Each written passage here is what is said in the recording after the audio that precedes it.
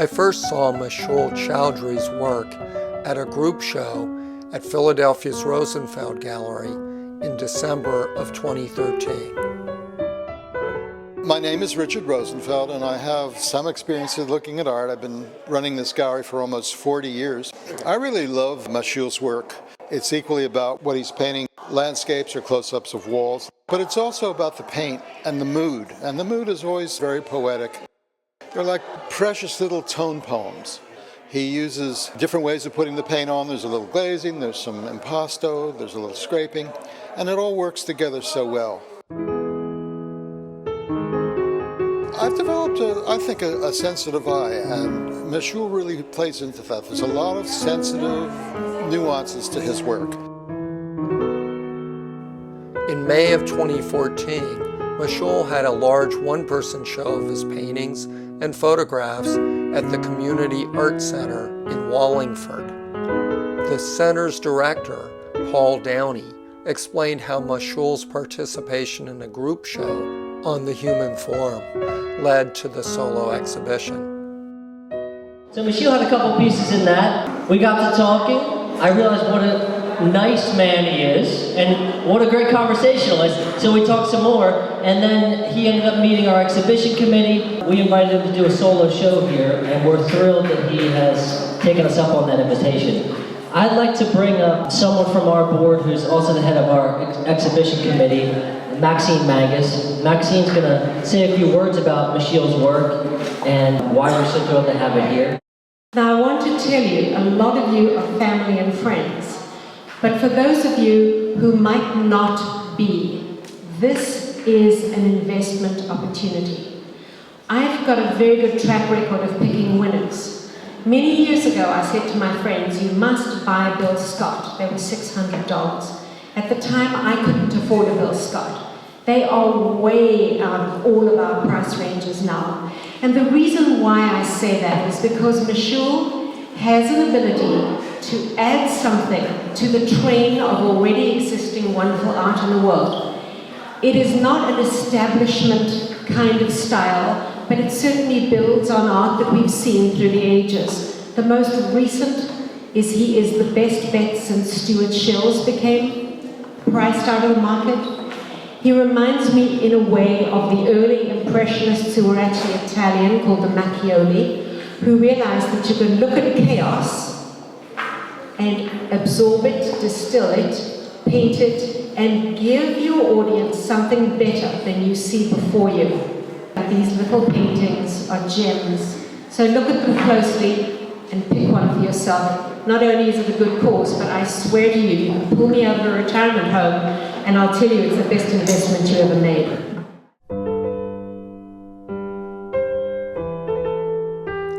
How did Mashiul even begin to develop his sensitive way of describing the world in paint? The two artists that Maxine mentioned, Bill Scott and Stuart Shills, both graduated from the Pennsylvania Academy of the Fine Arts. Working as a physician and associate professor of medicine at Hahneman University Hospital, which is just a few blocks from the academy, Mashiul started attending a drawing class there. And he met two Academy artists, Douglas Randall and Martin Campos, who were to become his friends and artistic mentors. My name is Douglas Randall, and I monitor a class at PAFA on figure drawing. That's where I met Mashiul. Mashiul has grown and developed as an artist immensely in such a short time, just a few years. At one time I thought maybe I was a little bit of an influence as a teacher, but he's gone way beyond that. And Mashiul is getting better all the time. He told me that you are one of his closest friends and that you really have helped him quite a bit. Why do you think he started coming to the Academy? Because his paintings represent a craft. They're not just paint smeared on the canvas. There are lines that are important. There are lines that he has control over. And to develop that control, that's one of the things that PAFA emphasizes, is drawing.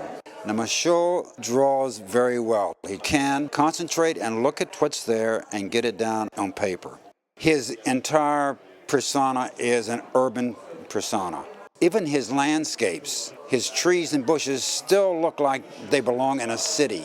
And that's one of the things I love about his work, how he takes the city and abstracts it down to its basic elements. What was he like when he first started taking classes at the Academy? He seemed like he knew what he was doing, and he did. He's always known what he was doing, and just that he's grown and gotten better and better because he works at it.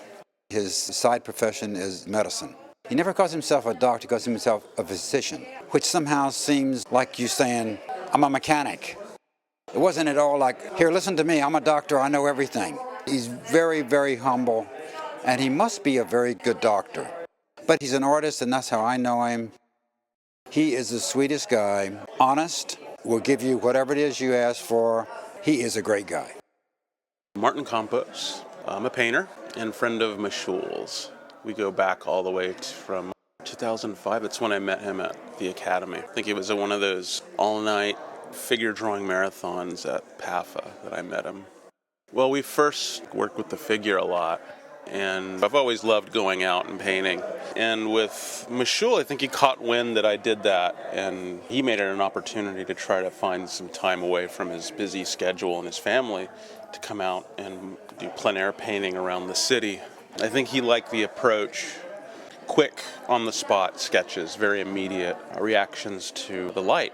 His development was huge. It's the same thing with a figure. I was drawing with him with a figure. I was just in awe of his ability to absorb it, really see the form. He was able to put the figure together very well proportioned, and at the same time keep his character in it. And it's the same thing with his landscape painting. They're not really landscapes, they're like people. I like a building or a house or a tree to have a trace of human presence to it. He really gets that with his work. And so if I helped him any way, I think it was just to keep doing it and work fast and not second guess what you do and kind of love your mistakes. And he's pretty malleable with that, whereas I've painted with some people and they tend to not be as forgiving, letting the piece that he's doing be strong because of the fact that it's not in control. I have one of his drawings above my refrigerator in my studio, and I look at it very much like an Egon Schiele drawing.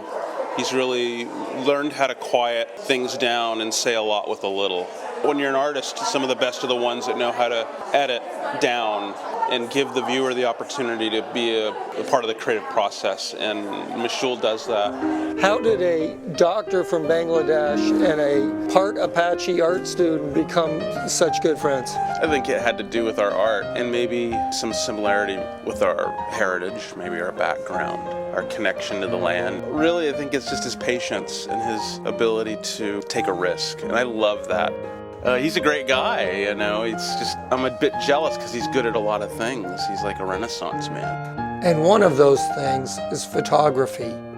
If you look at his photographs, and many people remark, they come across sort of like abstract paintings in many cases. When we take a photograph, you know, we are taking a piece of something that exists in the world as it is. I think of it as he's really got kind of a small viewfinder. It's almost like he's mining these little gems. We have this world that's filled with all kinds of chaos. What he is able to do is almost like a distillation out of the chaos. He takes these little slices, and there's still chaos there. It's not like he's looking for a serene little piece. But there's this feeling that if you look at some of these images enough, they become alive and animated. Several of the photographs in the show are close-ups of the chipping paint on buses in Bangladesh. He happened to be in a waiting room one day. On TV was a reality TV show. And in that episode, a group of people had been sent to this very city in Bangladesh to repaint those buses. So it's very possible that none of that chipping paint can still be seen any longer. So we're glad that he captured it. This photograph won the second prize in a national competition hosted by Philadelphia's Sketch Club. But Mashiul told me that in his heart, he's a painter. Do you see him as a fellow artist or as a doctor who does art? I see him as a fellow artist, especially when you go out and paint with him. He has that look on his face that a real artist has, and that's what the hell am I doing? How the hell am I going to get out of this? You have a big problem and you have to solve it. And in the process of solving that problem, a bit of you comes out. No matter who he is, when I watch him paint or draw, he has that inquisitive, childlike angst, I guess. When I found out he was a physician, I thought, well, that's great, because when I go out and landscape paint in Valley Forge, if I get a tick bite, he could always help me out. So, and he even told me if anything happened, he would look into it. But when we go out and paint, we never talk about his practice, or I never talk about my personal life. We talk about politics. He loves getting into politics, and he gets very heated about it. And I think that's wonderful when we paint, because I'm watching him get real red hot, and I'm watching him paint, and it starts working. So, And he's going to be a serious contender, not only in the Philadelphia art market, but I think in general, because Mashiul has a vision.